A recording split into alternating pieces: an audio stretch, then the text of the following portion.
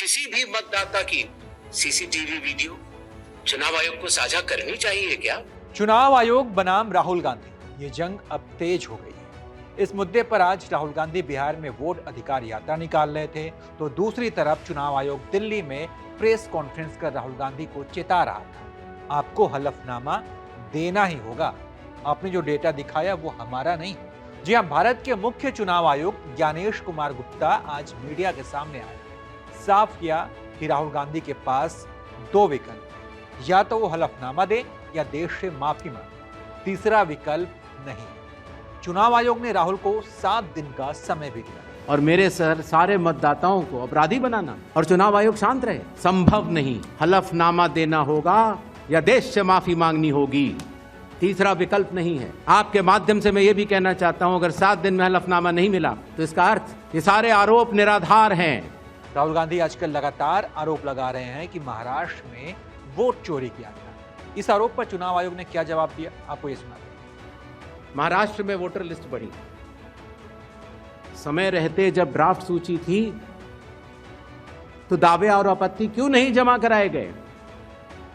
जब रिजल्ट निकल आया तब याद आया कि ये गलत था और एक भी मतदाता का नाम सबूत सहित आज तक चीफ इलेक्टोरल ऑफिसर महाराष्ट्र को नहीं मिला। चुनाव हुए 8 महीने हो गए। महाराष्ट्र में क्यों नहीं उच्चतम न्यायालय में चुनावी याचिका दायर की गई? फिर एक बात यह कही गई कि आखिरी घंटे में इतना मतदान कैसे? चुनाव आयोग ने जवाब दिया था और आप सबने लिखा भी था। चुनाव आयोग की पीसी का एक और बयान वायरल हो रहा है, जिसमें मुख्य चुनाव आयुक्त सीसीटीवी फुटेज को सार्वजनिक करने पर बोल रहे हैं और लोगों ने उनके इस बयान का चंक खूब शेयर किया है। कहा जा रहा है कि ये जैसे मुख्य चुनाव आयुक्त ये जो बोल रहे हैं कि चुनावी भाषण की तरह है, महिला प्राइवेसी का बहाना बनाकर वो अपनी गलती छिपा रहे हैं, ऐसा आरोप लोग लगा रहे हैं। वो क्या बयान है, आपको सुना। पहले देखा कि कई मतदाताओं की फोटो उनकी अनुमति के बिना मीडिया के समक्ष रखी गई, उनके ऊपर आरोप लगाए गए, उनका इस्तेमाल किया गया। क्या अपनी माताओं, बहुओं, बेटियों सहित किसी भी मतदाता की सीसीटीवी वीडियो चुनाव आयोग को साझा करनी चाहिए क्या? चुनाव आयोग ने कहा कि उनके लिए कोई पक्ष या विपक्ष नहीं है, वो निष्पक्ष है। कांग्रेस ने चुनाव आयोग के बयान पर राहुल गांधी का जवाब पेश किया। दोनों को वीडियो मिलाकर 2 विंडो बनाकर एक वीडियो साझा किया गया है। चुनाव आयोग के बयान पर राहुल गांधी का जवाब, ये आपको दिखा। चुनाव आयोग के लिए न तो कोई विपक्ष है न तो कोई पक्ष है, सब समकक्ष हैं। कुछ दिन पहले बीजेपी के लोग प्रेस कॉन्फ्रेंस करते हैं, उनसे कोई एफिडेविट नहीं मांगा, उन्हीं का डेटा है, उन्हीं के आंकड़े हैं, मुझसे एफिडेविट मांग रहे हैं। वहीं कांग्रेस के नेता पवन खेड़ा ने चुनाव आयोग की इस पीसी पर ज्ञानेश कुमार गुप्ता को जमकर घेरा। क्या कुछ कहा पवन खेड़ा ने, आपको ये सुना।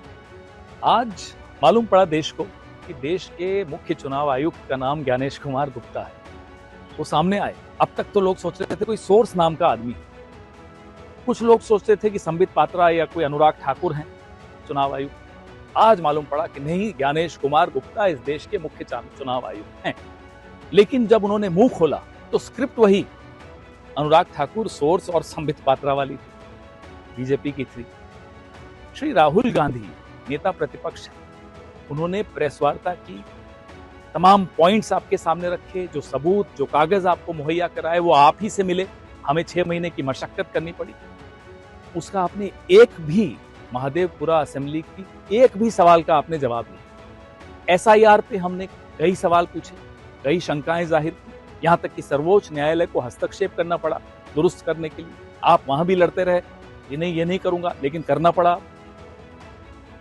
कुछ लोगों को आपने मरा हुआ घोषित कर दिया, वो राहुल जी के साथ चाय पी रहे हैं, तब भी आपको शर्म नहीं आई।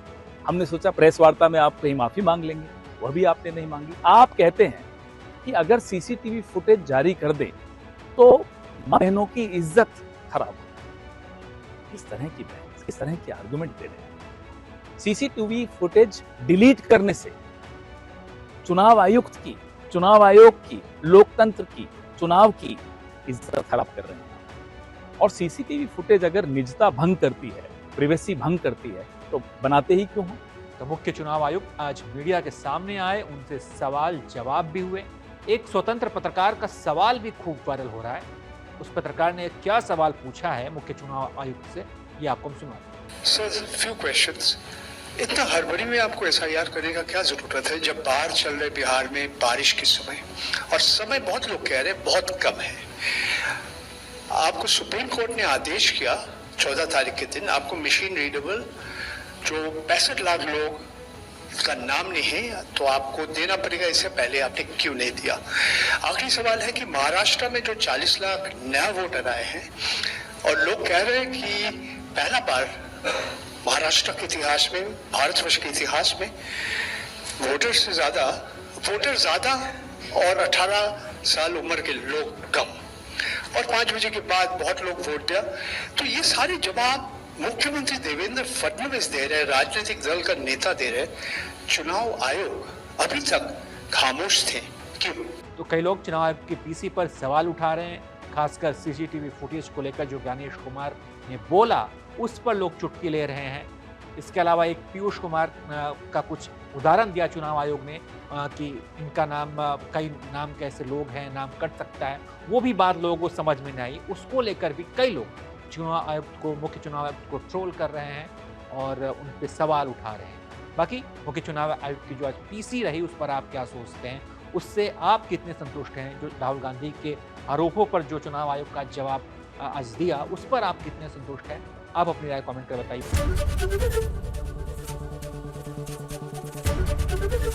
एबीपी गंगा, खबर आपकी, जुबान आपकी।